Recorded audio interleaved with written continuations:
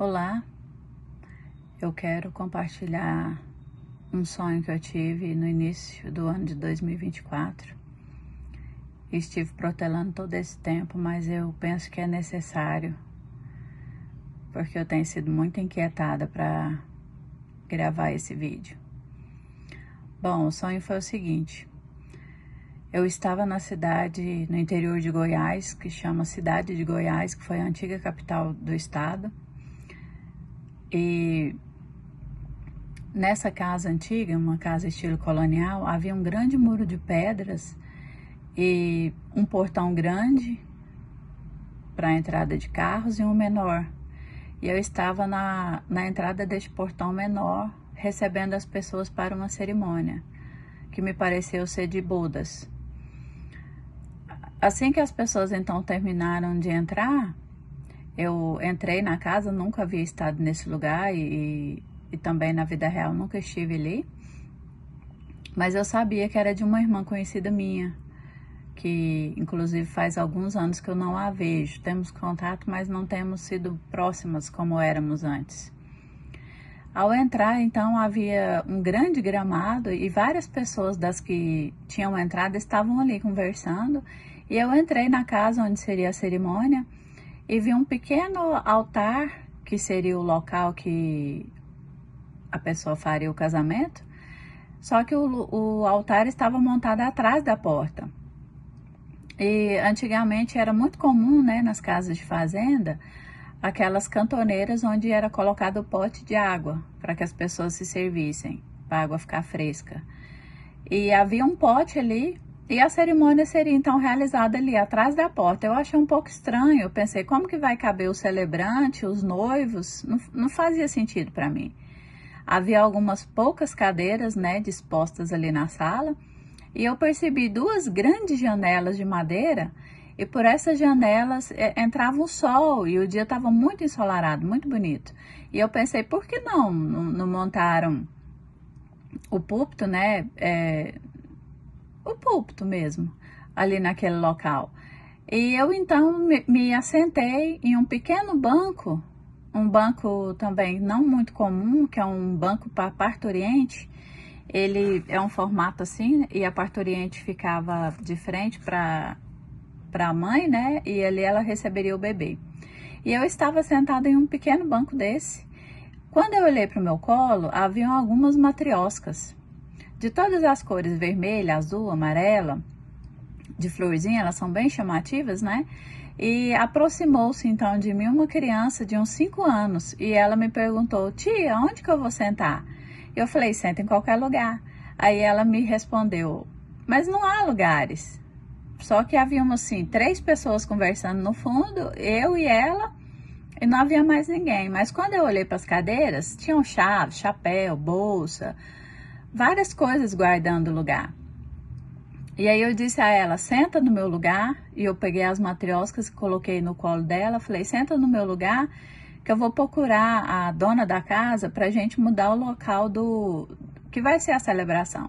E eu saí então pela porta e vi todas aquelas pessoas conversando, o dia estava muito bonito, ensolarado, e eu comecei a caminhar por esse jardim, era como se fosse uma pequena chácara, e não encontrei a proprietária. Mas no fundo da casa, eu encontrei a casa de um antigo pastor meu. E o pastor veio ao meu encontro muito feliz e me abraçou, um abraço demorado. E eu percebi que no sonho ele estava acima do peso que ele realmente é. Era como se ele tivesse umas 3 vezes mais do que ele realmente tem. Mas a camiseta dele estava branca, muito branca a camisa, e ele me convidou para dentro. Quando eu entrei, a esposa dele estava vindo com uma grande cesta com vegetais, talvez para preparar a refeição. E quando ela colocou aquela cesta na pia, na bancada onde ela ia preparar, eu percebi que ela estava com a bata de mulher grávida. E a bata também era branca. E ela me falava assim, com uma certa urgência na voz, precisamos nos reunir para orar. E eu falava, que dia que você quer? E ela me dizia, do dia 20 até o dia 30 a gente precisa arrumar um lugar. E eu falava, então reúne o pessoal que eu já tenho um lugar. E aí ela, assim, ria, né, meio que achando bom, né, por eu ter me disposto a arrumar um lugar. E ela falou, aonde? Eu falei, no monte, vamos pro monte. E aí já de repente era noite. Nós não estávamos mais ali, estávamos já no pé do monte, né, onde estavam reunidos os irmãos para orar. E eu percebia que havia uns 50 carros, muitas pessoas, e aí a gente fazia um círculo ali naquela clareira para que a gente reunisse para começar realmente a orar. Bom, vamos então discernir algumas coisas do sonho que eu penso que eu entendi, ou talvez eu esteja equivocada, não sei, e ver o que a gente pode concluir desse sonho. Eu penso que é um sonho para a igreja.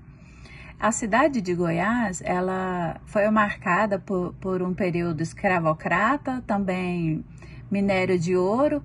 É uma cidade de religião católica muito preponderante, né? Há festas religiosas muito fortes ali, inclusive a procissão do fogaréu. Então, assim, uma cidade cheia de história e tradições. Talvez aponte para a religiosidade da igreja atual, né? Talvez aponte para as tradições, ou talvez para a cultura do povo goiano, não sei. Bom, o muro dessa casa, ele era feito de pedras, e a tradição da cidade de Goiás é que a grande maioria desses muros, eles foram construídos realmente por escravos.